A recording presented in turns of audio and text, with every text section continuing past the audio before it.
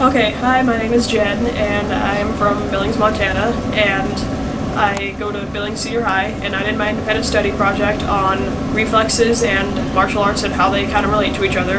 And so what I did was I put two groups together, one group of people that have trained in martial arts and one group of people who haven't.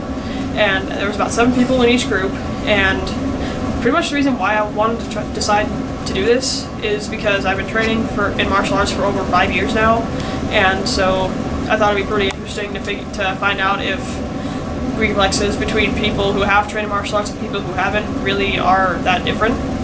And so what I decided to do was use a Vermeer Lab Quest, and I hooked up 3 sensors on their leg, and I took a sample of their patellar reflex, and then I plugged the sensors into the Lab Quest along with an accelerometer from the reflex hammer, and so I got 2 different graphs, and so you could easily tell which where the reflex was, because there was a significant spike and the rest of the graph was relatively stable. And so I'll show you how I did this. Okay, so this is the reflex hammer that has the accelerometer on it, and this is the Lab Quest. And all you do is you hook up the sensors like that, and then you just take a patellar reflex like that, and then it records the data on the graph. And then what I did from there was I plugged in all the numbers from the graph and made that into another graph on my computer with everyone in each group. And so I just got one big graph after all that. And then after all that, I entered it into the Google Science Fair, so fingers crossed on that, hopefully I do okay.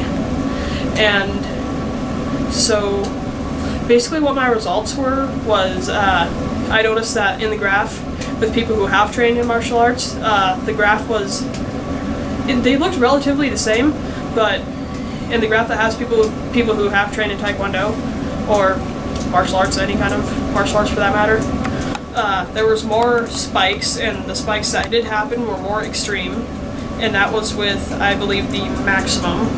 And then the minimums were pretty much the same, and then the mean, it was a lot more out of control on the graph that have people who haven't trained in martial arts before.